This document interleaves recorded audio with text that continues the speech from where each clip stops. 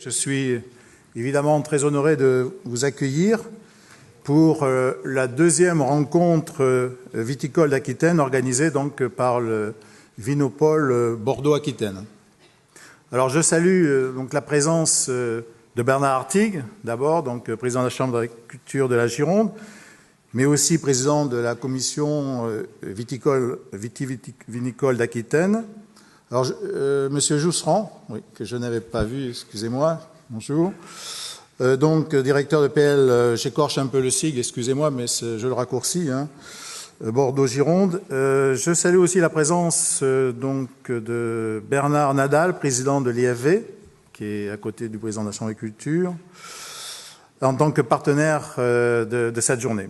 Voilà, j'aurai aussi à accueillir Jean-Pierre Reynaud, mais qui arrivera un petit peu plus tard, qui est vice-président du Conseil régional d'Aquitaine, et bon, donc comme je le dis, qui va nous rejoindre en fin d'après-midi. Et aussi, je tiens à excuser M. Stefanini, donc qui est préfet de la région et qui a dû se rendre donc à Paris, qui ne sera pas ici, mais qui sera représenté par M. Servac, qui arrivera lui aussi un peu plus tard, donc, qui est donc directeur régional adjoint de la DRAF Aquitaine. Voilà, donc, face aux enjeux de la viticulture, et en particulier à des enjeux environnementaux, et là, je pense plus particulièrement au plan éco-phyto, avec tout ce qui l'accompagne pour nous, viticulteurs, et en particulier, je pense aussi aux impasses techniques que nous subissons déjà, et peut-être aussi aux impasses techniques que nous subirons peut-être dans l'avenir, face aux enjeux aussi de la compétitivité qui est toujours devant nous, face à ces enjeux de valeur ajoutée, mais aussi de coûts de production moindres, de trouver de la valeur ajoutée sur les marchés, sur des nouveaux marchés, donc comment mieux commercialiser nos produits, face aux enjeux aussi de la qualité, de l'adaptation des vins au goût du consommateur. Le vin que nous devons produire pour l'Asie ou pour éventuellement le Brésil n'est pas forcément tout à fait le même vin. Là aussi, nous avons des efforts à faire. En fait, la viticulture, pour relever tous ces enjeux, tous ces challenges, doit être accompagnée d'une recherche puissante et forte, que personnellement j'estime pas suffisamment à la hauteur, à la hauteur financière, je veux dire, parce que les enjeux sont très forts en matière de recherche expérimentale, en matière de recherche fondamentale. Et donc le pôle de Bordeaux-Aquitaine, que l'on nomme Vinopole Bordeaux-Aquitaine, est un pôle d'expérimentation pour la vigne et le vin, issu d'un partenariat entre la Chambre d'agriculture, l'IFV, mais aussi l'EPL Bordeaux-Gironde, qui sont situés tous les trois sur le même site, sur Blanquefort.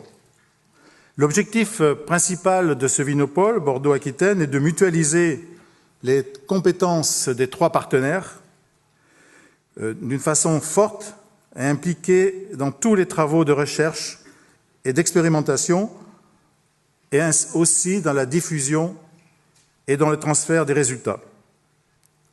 Et à ce titre, d'ailleurs, des sites Internet vous sont proposés et à votre disposition. Vous avez d'abord le site de Vinopole, sur lequel vous trouverez les comptes rendus d'expérimentation des travaux menés, ainsi que les actes de l'après-midi.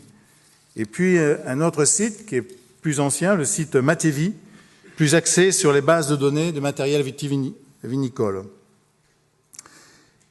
Il nous apparaît important de compléter ces outils par des manifestations comme celle de cet après-midi, qui permet d'élargir les débats tout en restituant les résultats de nos expérimentations. Alors maintenant, vous allez assister et participer à 3 tables rondes sur des sujets qui préoccupent la filière viticole régionale. Tout d'abord, nous ferons un point sur la flavescence dorée, qui fait particulièrement parler d'elle ces dernières années. Ça sera donc la première table ronde. La seconde table ronde abordera les outils d'aide à la décision qui accompagnent ou vont accompagner le viticulteur dans ses prises de décision. Et enfin, nous terminerons par les techniques œnologiques mise à disposition des vinificateurs pour répondre aux objectifs produits fixés par le consommateur. Voilà, mesdames et messieurs, donc je vous souhaite un bon après-midi. Je laisse la place au débat qui vont être animés donc par Joël Aubert, directeur en chef d'Acquis.fr. Voilà, Joël, je te passe la parole. Merci Joël. Et merci de votre attention.